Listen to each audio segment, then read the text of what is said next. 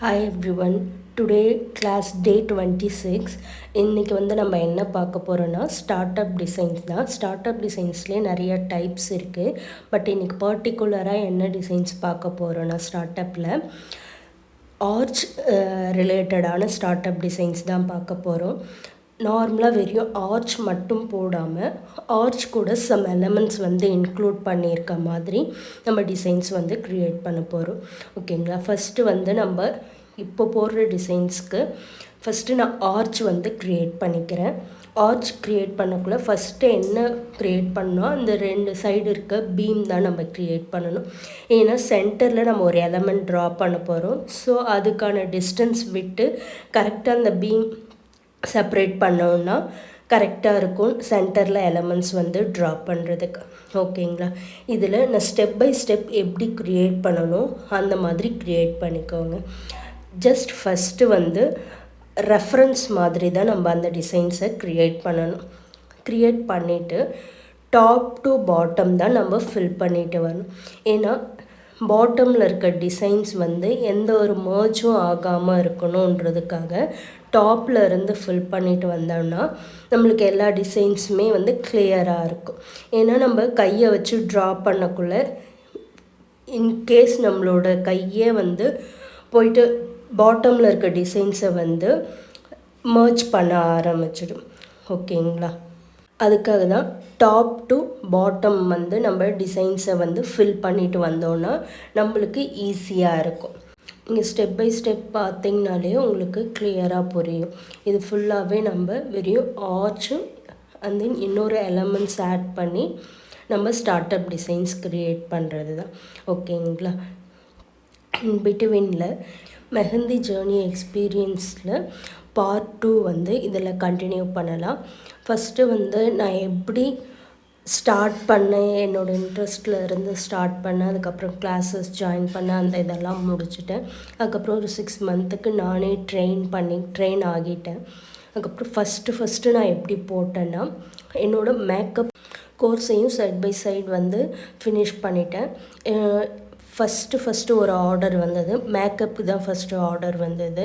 அது எப்படின்னா என்னோடய ஸ்கூல்மேட்ஸ் தான் மேக்கப் புக் பண்ணாங்க என்னோடய ஸ்டேட்டஸ்லாம் பார்த்துட்டு. ஸோ ஓகே, அவங்களுக்கு ரொம்ப பிடிச்சிருந்ததுனால மேக்கப் புக் பண்ணாங்க. அவங்களுக்கு நான் மெஹந்தி போடுவேன்றதும் தெரியும். பட் ஒன்ஸ் நான் மெஹந்திக்காகவும் கேட்டேன் வேணுமான்னு.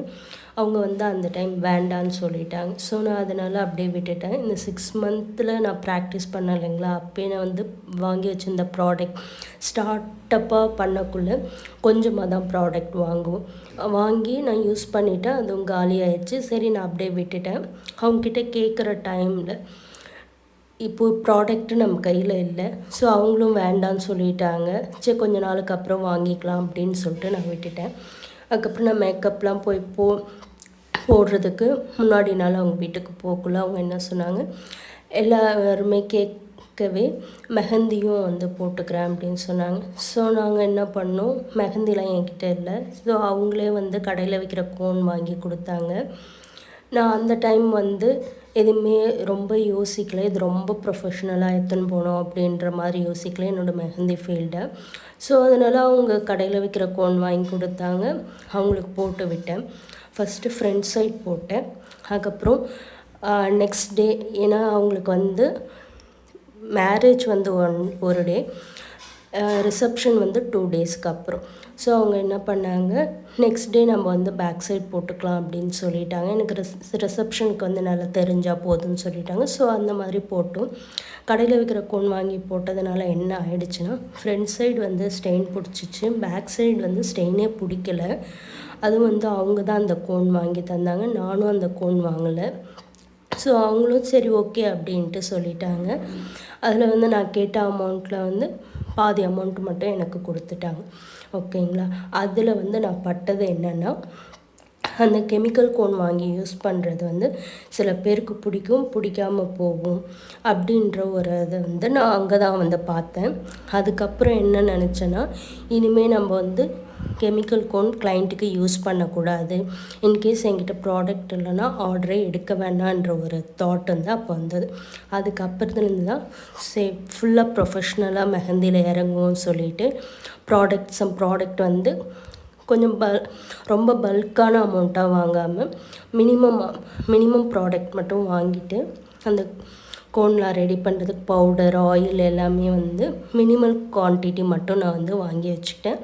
அதுக்கப்புறம் நான் வந்து நிறையா மெஹந்தி போட்டு இதுக்கு முன்னாடி வந்து நான் அந்த 6 மந்த் ப்ராக்டிஸ் பண்ணதெல்லாம் வந்து நான் சோஷியல் மீடியாலாம் அப்போ அப்லோடே பண்ணல. ஓகேங்களா.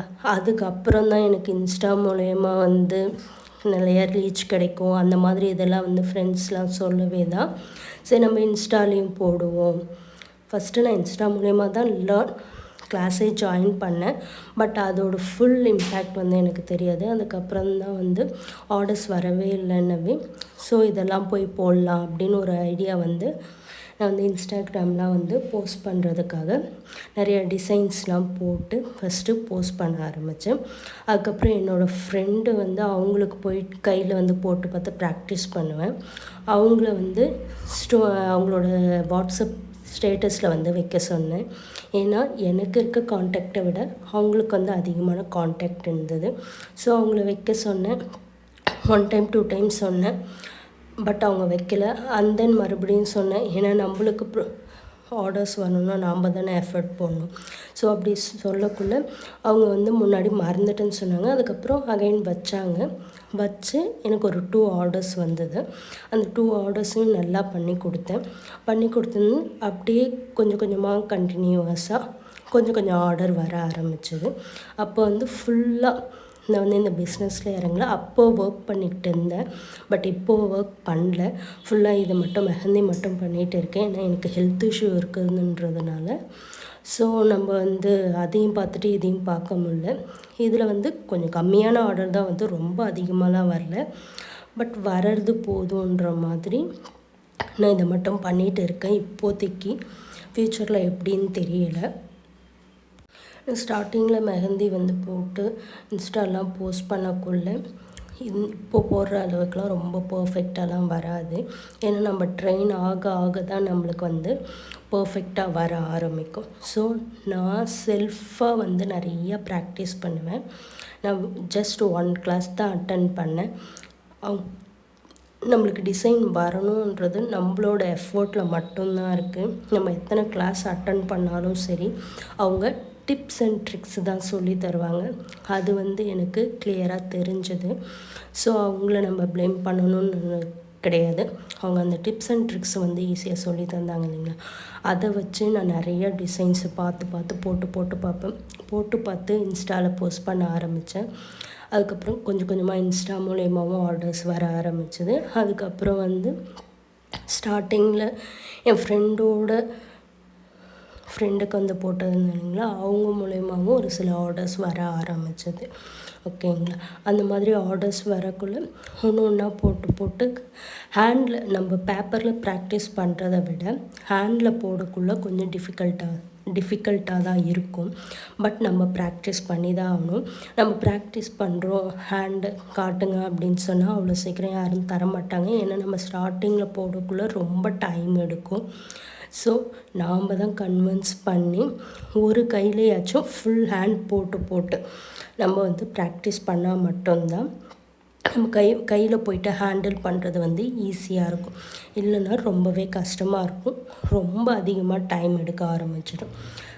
பேப்பரில் நம்ம ப்ராக்டிஸ் பண்ணுறது எதுக்குன்னா டிசைன்ஸ் அண்டு ஸ்பீடு வர்றதுக்காக மட்டும்தான் நம்ம பேப்பரில் ப்ராக்டிஸ் பண்ணுவோம். ஹேண்டில் வந்து இதோட சர்ஃபேஸ் வேறு, ஹேண்டில் இருக்க சர்ஃபேஸ் நம்ம ஹேண்டில் இருக்க சர்ஃபேஸ் வந்து வேறு. ஓகேங்களா. இது வந்து ஃப்ளாட்டாக இருக்கும், நம்ம ஸ்கின்னு வந்து வேறு மாதிரி இருக்கும். அதனால அதை ஹேண்டில் பண்ணுறது கொஞ்சம் கஷ்டமாக இருக்கும். நம்ம டிசைன்ஸ் மட்டும் நம்ம பேப்பரில் போட்டு ப்ராக்டிஸ் பண்ணிக்கணும்.